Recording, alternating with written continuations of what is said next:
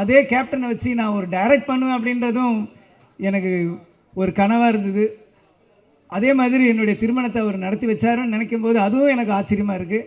இன்றைக்கி நான் ஊரில் சினிமாவுக்கே வராத ஒரு ரசிகனாக அவரோட கேப்டன் பிரபாகரனை வந்து ஃப்ரண்ட் ரோவில் உட்காந்து நான் பார்த்த ஒரு ரசிகன் வந்து இன்றைக்கி ரீரிலீஸில் வந்து அந்த டைரக்டரோட பக்கத்தில் உட்காந்துருக்கேன் போது எனக்கு இதுவே கனவு மாதிரி தான் இருக்குது.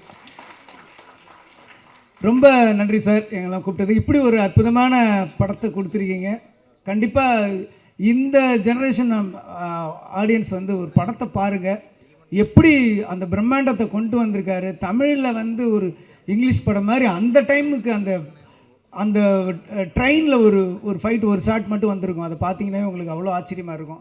ஆக்ஷன் சீக்வன்ஸ்லாம் பிரமாதமாக இருக்கும். அந்த 20 மினிட்ஸ் பில்டப் பண்ணி அந்த ஹீரோவை வந்து அந்த போலீஸ் ஸ்டேஷன் ஃபைட்டுக்கு முன்னாடி ஒரு ரோட்டில் அடித்து அங்கேருந்து போய் போலீஸ் ஸ்டேஷனில் இது பண்ணுவாங்க. அந்த ஃபைட்டுக்கு மட்டுமே தியேட்டர் பிளாஸ்ட்டாக இருக்கும்.